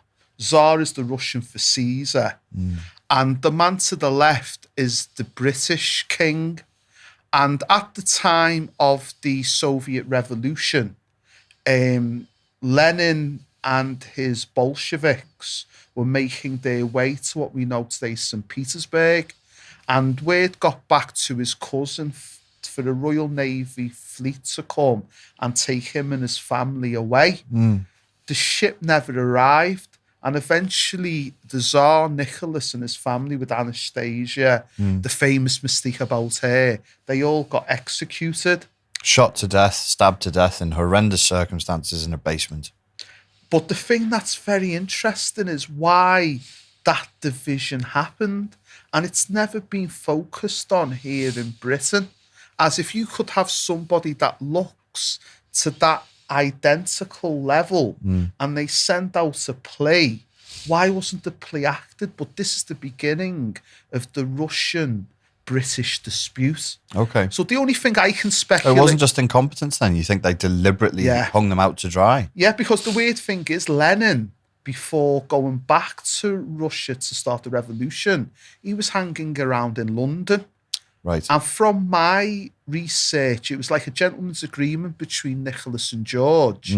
Well, you give him a safe haven and have your military intelligence keep eyes on him. Yeah. And if the time's right, Yeah. you know what I mean? But that never happened. Lennon was allowed to do what he needed to do to get the money from the banking people in London, as always happens. Banking people. And then he went back to Russia to start the revolution with those Cossacks. And With how much money did you say? $2.99, I think, and some vouchers. $2.99 and some vouchers. There you go. And that's what caused the revolution.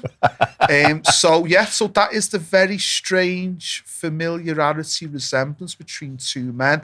My only long, high-octane speculation rattling in my head is that the British had a plan with the Russians to basically squeeze their cousin Wilhelm, who was the German leader, and then basically have Britain run the west of Europe, Russia run the east of Europe, like similar to what happened in Rome. Was it Marcus Aurelius and someone else? There were two Caesars.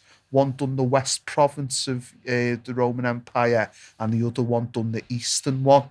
Yeah. So maybe that was the plan, and maybe Russia was like, no, we don't want to do this domination of taking out our German cousin. So the Brits hung him out to dry because he wouldn't play along with another game plan. Yeah, that's it. And And this- I think that's where it all began, this Russian-British hatred. And the murder of Nicholas, wasn't that a factor in the royal family then siding with Hitler in World War II because they had this historical fear of the Bolsheviks? They wanted to use Hitler to fight Stalin, didn't they? Yeah, that was it as well. So, like Hitler was desperate to sue for peace with Britain all through before and during World War II. He saw the true enemy as being a Russian or Soviet. So the way I see it was that Lenin was a proxy to bring down the Tsarist regime, and then what they done without telling Lenin, they brought then Hitler to take him out. Right. And I think that's what it is. So that was that. And then if you go to just scroll down to the next image. Nice beards, anyway. Yes, but just scary how identical they look. Very similar. And this is just how the lineage was between them, the family tree. That's how connected they were. Right. In terms of who their grandparents and parents were. But the bottom photo is just, you'd think it was the same person if you didn't really focus and look. Parents even look the same. Yeah. They do, actually, yeah. They look very similar. Yeah, very similar. Especially the women. So that is the deepness of Europe, and that could have been a plan laid for the remainder of the 20th century. And Russia just went, no, we're not playing ball. And I always believed that elites always stay elites. And I forgot this person. She was married. She was the second wife of Roman Abramovich, who owned Chelsea, and her lineage is in art. And I read about her family, and her family, when Lenin came into power, they said, we will give you money, Lenin, to prop you up, but allow us what we want to do. So nothing changes how we live, how we leave the country, how we come in. We just live our way, how we always have. So that was all the way from like Tsarist way, all the way going up most recently to Roman Abramovich's second wife. Right. Or was it second wife? She was involved in art. She's considerably younger than him. But yes, she's involved big in the art scene, but her family is the bourgeois of Moscow. Our break with Russia goes back to the Bolshevik Revolution, like 1917 then. Yeah, that's how deep the hatred goes. Because when I hear how people in the media talk about Russia now, but even before the conflict with Ukraine, it was with real venom. It was with real vile. We've used them as the enemy a lot in Bond films, I noticed. Like there's a significantly high number of Bond films where it's Russia. Yes. Not China that's the that's enemy. it. And then we can go down to the next one. And another reason why I think this game is big, as we said before, religion. Now, some people will scoff and say, oh, the day of Christianity is done, and we're now in a new era of identity politics and individualism. But I remember watching a great film called The Book of Eli with Gary Oldman and Denzel Washington. And he was speaking to the directors, I believe the Hughes brothers, that did Menace to Society. And one of the things the film is about is it's about a world without religion and without hope that has suffered from nuclear annihilation, Mad Max style. And Gary Oldman's character, he is one of the few people in America, what we will call today, that can read and write. So he knows the power of the book. But after the nuclear war, all books of religion were burnt in a purge, because maybe that was the cause of this specific war. But Gary Oldman wants the book back because he believes he can become like this new pope and then bring civilization. And he explains to people that scoff that people need faith. People need something to grab onto, especially when there's nothing there. So that made me think about what faith is. And also what is seen as defunct can often come back as retro cool.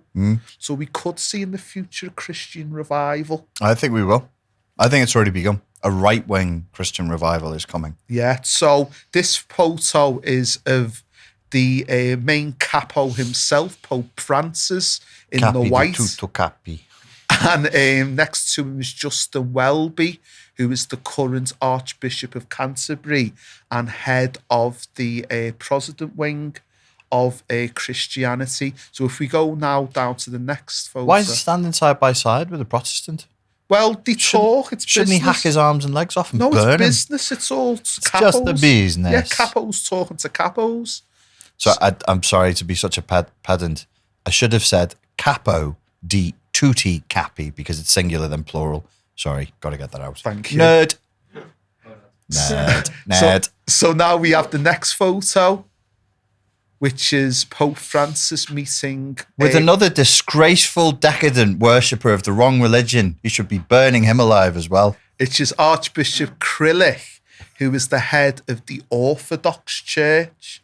Now, a historic meeting happened in Cuba, Havana, a few years ago, where I believe this was taken, where both heads met. And it was the first time both heads of churches met in near 1,000 years. Between Eastern Orthodox and Catholic? Yes. Because there would have been no...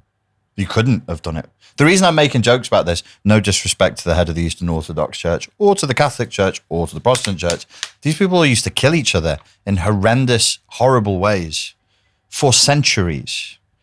This is what was done. So for them to just be palsy now, in terms of history, it's a quick turnaround. Exactly. So you're saying they hadn't actually sat down in peace in 1,000 years? Yeah, near 1,000 years. It happened in Havana, Cuba. Interesting. And I seen that, and in my geeky way, I was like, what is going on? And I'm telling people, and people are like, who cares about Christianity? And I'm like, this is big business. And yeah, Cuba, you should. We should care about this. Cuba is a very symbolic place as well. One of the reasons I think that we should care about this is we need to understand how far into Europe Russia goes. Now, there's not many Eastern Orthodox countries in Europe.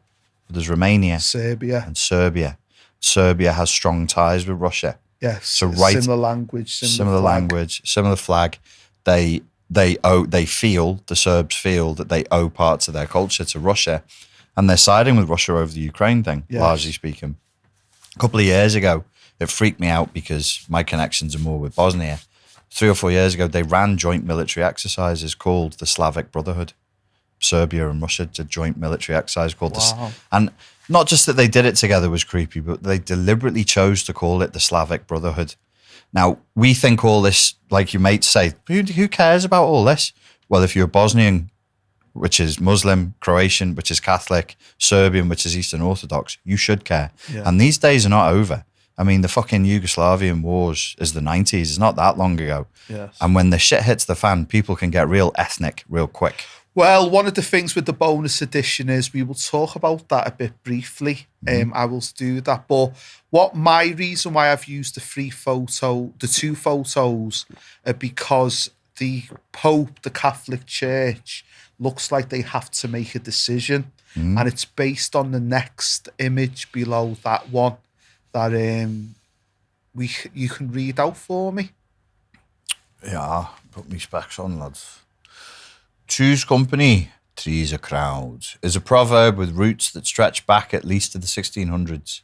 We will examine the meaning of the expression choose company, three's a crowd, where it came from, and some examples of its use in sentences. Choose company, three's a crowd is quoted when two people want to be alone together and the presence of a third person stops that from happening.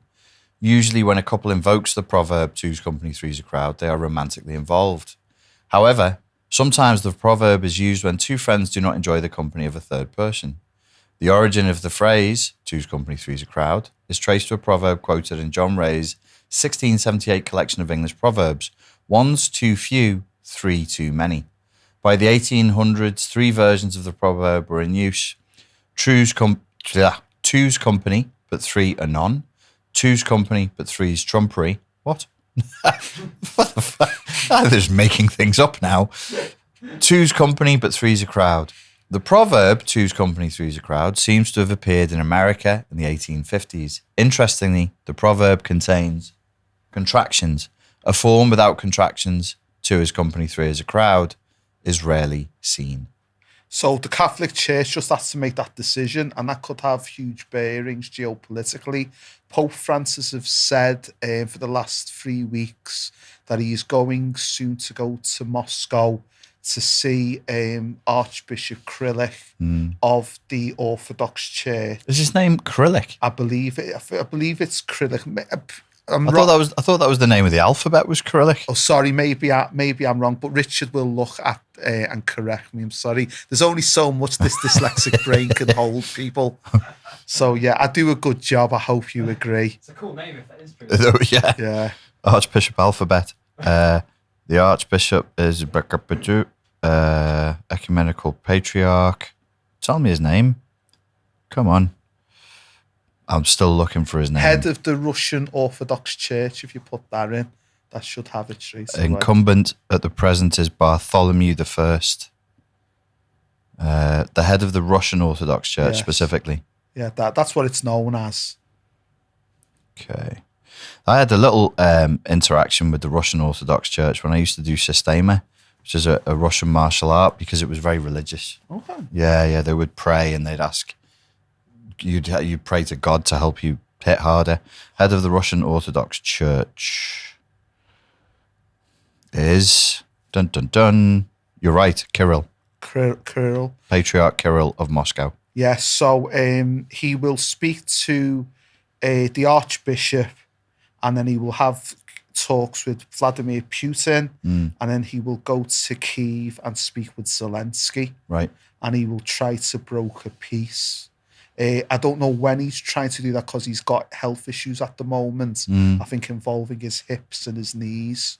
But it is his ambition to do that. Right. But I do believe that the Catholic Church will have a huge say in this Britain-Russia debate, and they will have to make a deciding factor of do they go and maybe reunify with the Orthodox faith, or do they reunify with the Church of England? Interesting. So that's what I think. And then the next one is a rather funny one that made me laugh.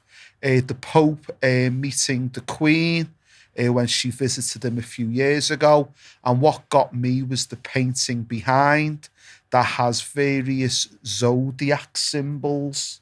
Now, my knowledge of Christianity and the theology of Christianity is such a belief from a Christian would be heresy, because the word of God is more than the zodiac. But in the Pope's private apartment in Rome, he has a painting which some viewers may be able to interpret and give us a feeling of what it is. But it looks like it's very mystical. Some magic's involved, some unchristian stuff maybe, but it might be for the deeper knowledge of that religion, not for the ordinary Joes and ordinary Janes that go to Mass. I'd love to hear in the comments if people know about this, because I've actually seen the astrological signs represented in stained glass in cathedrals, and I had the same response as you, which is like, how what are you doing? Yeah. Because it's from Greek, partly based on Greek mythology. And then it goes back to Babylon. Yeah. So how's that inside of a Christian church? Well, if we scroll down now just a little bit, and you just click on that link. How's that in a Christian church? Here we go, lads. Here we go. Here's the business. Oh, she's covered, I bring the covered business, in blood. people. Don't worry about that. I bring the business. So this is an article from the man himself in which he says, trust in Christ and not in horoscopes. And the ironic thing is that is from his personal apartment, where he gives his papal sermon every Sunday.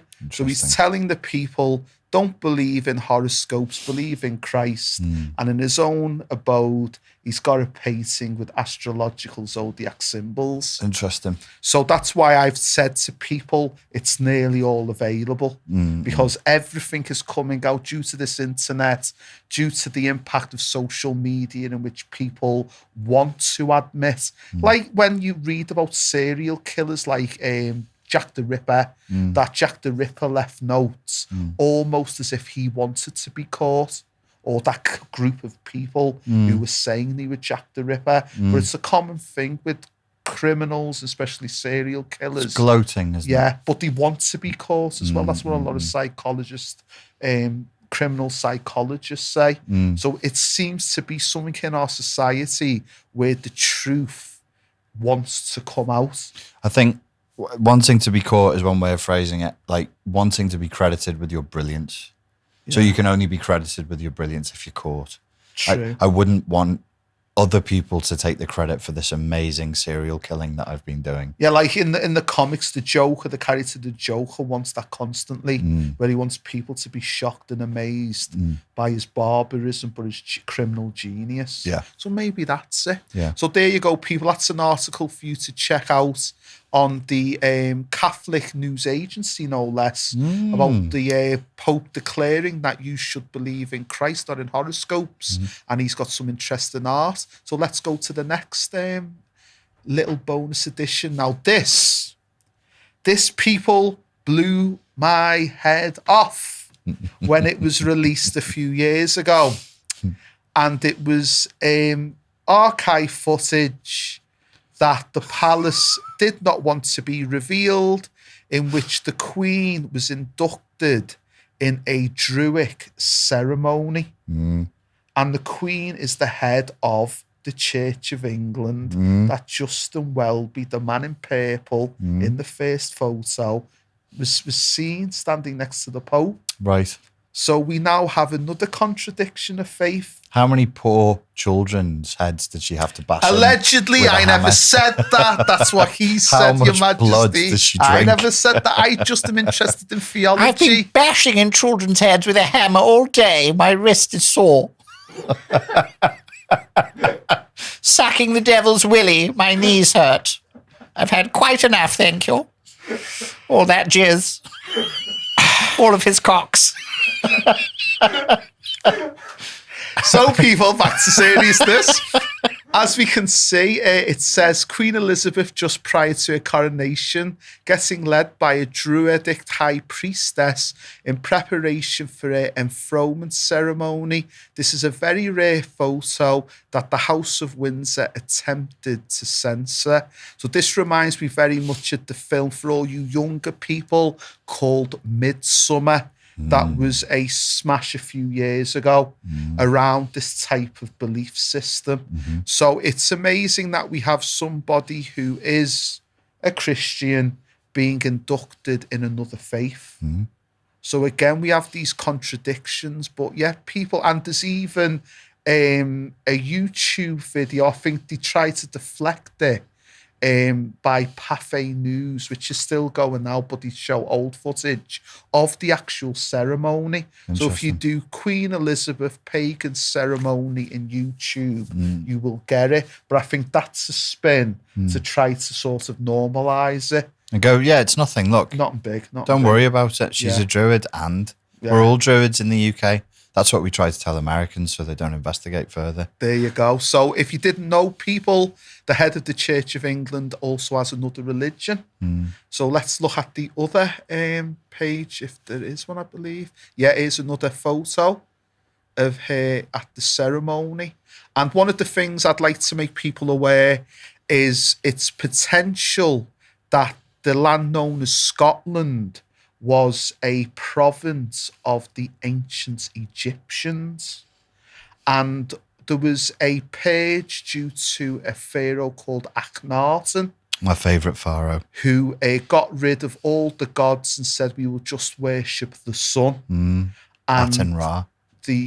And the other priest class who was unemployed, who was no longer relevant, they got together and overthrew him. And his daughter Scotia fled to the northernmost province. And that northernmost province is named after it today and is called Scotland. I've never heard that before. I knew about Akhenaten, but I've never heard that before. And if you go and you look at the origin of the word Scotland in an encyclopedia, it will connect to Akhenaten's daughter. Akhenaten was very cool. You should all look him up. So that is the deepness of it. Egyptian man wore skirts. Kilts. So the Egyptians took the kilts to Scotland. Yeah, exactly. And bagpipes are not originally from Scotland, they're from the Middle East. Are they? Yeah, that's their origin. Wow. So it's very deep. So let's look at the little thing underneath that photo again. Just click on that. We are your gods now, slaves. So if you could just read this article for me, Richard, from the Smithsonian, which is the British Museum version of the British Museum in America. Images of Elizabeth II grace Stonehenge this week, and pagans aren't happy. Shall I go down to that bit? As the United Kingdom prepares to celebrate Elizabeth II's Platinum Jubilee this weekend, exhibitions and art installations are going up around the country to honour the 70th year of the 96-year-old monarch's reign. In one such homage, the Queen's image was projected onto 8 of the massive stones at Stonehenge. But though the move was intended to pay homage to the historic figure at one of the UK's most recognisable sites this week, not everyone welcomed the display. Pretentious middle-class twerps with no identity pretending to be pagans. Organised by English Heritage, a government body that cares for historical sites in England, the display was meant to be a spellbinding homage that brought 2 British icons together, according to tweets from the organisation. 8 portraits of the Queen, one from each decade of her reign, were projected on 8 separate stones at the heritage site. While some individuals on Twitter agreed the installation was an amazing sight to see, other twats on Twitter described it as tacky, boo-hoo, or took issue with the use of what they see as a sacred site. Her Majesty the Queen is head of the Church of England, and #Stonehenge is an ancient pre-Christian monument, tweeted Irish healthcare CEO Alison Begas whilst taking a shit. Am I the only one confused? As monarch, Elizabeth is also Supreme Governor of the Church of England, a titular but deeply symbolic role. British sovereigns also swear to uphold the Church of Scotland, though they do not hold an official title in that church. There you go. So basically, you've got people on Twitter who have got very senior jobs saying, how can you put the Queen, who's our Christian head, on a pagan symbol when they don't know what she did as a youth? Yeah. So you see, so there's all... You don't even know how many heads she smashed in with a hammer. So there you go, people. So I think is that the last of it, or is there one more? How do you think she's lived so long? It's called adrenochrome. So, here's the last bit, people. This is for your homework, for what you want to do. There's a lot of obsession around a man called Elon Musk. What he does, what he says, what he tweets, who's he going out with, who's he made pregnant now, And what there is there's other people that are doing the work, but they're not getting the attention. And there's a person, viewers, that I believe should win the Nobel Prize, has basically saved the world. His name is Moses West. He is a retired former US engineer, and he has made a contraption that can make clean water, the purest on the planet, that exceeds World Health Organization standards, out of condensation. So his name's Moses. Moses West. Freud believed that Akhenaten was Moses. There you go. There's a thematic link for you. There you go. So basically it's a big shipping container, and it draws the air out, purifies it, and at the end there's a tap, and there's your free drinking water that is pure. Interesting. And nobody knows about this man. No. He is not praised. He is not worshipped. Is he not white? Yeah, he's black man. Yeah. There you go. There you go. Elon is pretty pale. There you go. South African Afrikaner. There you go. You can buy versions of that machine for your home, to get free water from the air. Can you? Humidity. Oh, wow. It's quite slow, but you can buy them. Oh, that's cool. So they see, I never knew that. See, that isn't even promoted or presented to the mainstream. Yeah. So he has done that, and he should know it. So you listeners and viewers, at least watch this YouTube. We won't watch it, but that's your homework to do. And there's one more. There's two more things, and then we're done. This is my most favourite thing on the YouTube. That is my guilty pleasure. I watch it again and again and again and again. I'm like, how is this guy, not the most famous man in the world, hasn't got his own show in Las Vegas, doesn't do things in Wembley Stadium, isn't on the BBC One show, So it was a few years ago in Las Vegas. Somebody contacted the local ABC News channel to say, I've got a friend and he can summon UFOs. And they're like, really? And he's like, yeah. So the man you can see there, the fellow in the left, they agreed a location and a time that wasn't known to the man in the white T-shirt. He arrived, it was your perfect summer's day, no cloud. And then he just looks in the air and he starts mumbling or summoning. And you can visibly see there are UFOs or some sort of unidentified craft or interdimensional, whatever you want to call it, up there, and they are moving around them. And even the man interviewing him is utterly bewildered and shocked. I'll be having a look at that. He is like, that's interesting. I can see this, and the cameraman picks it up, and he's like, yeah, there's another one. Wait there, there's another one. There's another one.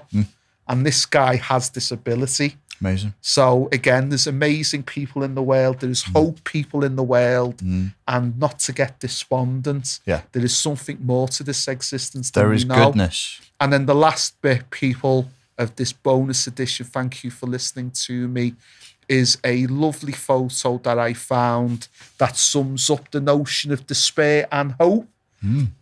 And it is a award-winning photo of a boy just living in a absolute hellish environment, and he's just got those balloons, and it just sums up in a way the human condition for each and every one of us. And even if we are in grim situations, we must be aware of joy and fun and creativity. We must try our best to keep that in us. And the reason why I've chose this photo is I had a life-changing experience involving Bangladesh, where I was somewhat depressed. My first real notion of depression was about 17 years old. After school, other people had gone on to do A-levels, thinking of uni. I don't know what I'm going to do. I know something's up with me, but I haven't yet been found to have dyslexia and dyscalculia. And I'm just feeling low. And then I see this BBC Two educational programme on a weekday. And I was just 17-year-old, just chilling, not in school. And it was about people that live in a rubbish dump in Bangladesh, and just the sheer grimness of their life, just trying to get aluminium Coke cans and plastic soft drink bottles to go to the recycling place so they can have an evening meal to live. And that was just their grind every day. and they were laughing and joking and having banter with each other in this dump and acting stupid and, you know, parading for the camera. And it was sad to see humanity to that level, but they still had a joy to them and a toughness and a togetherness and a family unit, and they loved each other. So that is what I think everybody should cling on to. Sorry about the old New York thing, people. It would have been even longer. So one of the things I just advise you to do is, if you do New York City Department emergencies, nuclear warning, you will see a YouTube video from a few days ago in which it states New York could be under nuclear attack, as we saw. I'm sorry I couldn't elaborate more on it, but I guess the heaviness can be a bit too heavy sometimes, and I want to leave this on a bit of an upturn. So I love you all. Thank you, Richard, for having me. You're very welcome. Thank you, Liverpool Podcast Studios, for having me at this wonderful venue. I feel really proud and privileged to experience this and express a lot of thoughts that I've had in this brain for a long time, and hopefully it will make you better. So thank you, Richard. You're very welcome. Ladies and gentlemen, thank you for your time and for your attention, and we look forward to speaking to you again very soon. Cheers.